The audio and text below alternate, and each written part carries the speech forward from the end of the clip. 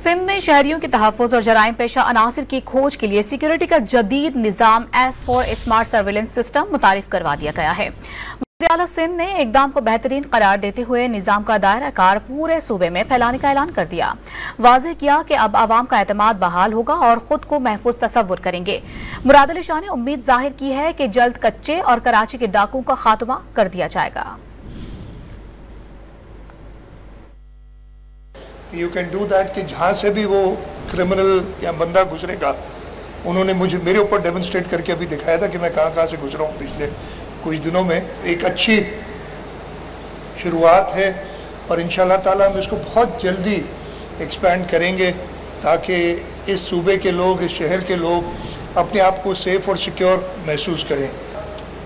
मुझे पूरा यकीन है कि हमारी पुलिस ना सिर्फ कच्चे में बल्कि कराची शहर में भी जो स्ट्रीट क्राइम है इस पे काबू पाने में जल्द कामयाब होगी।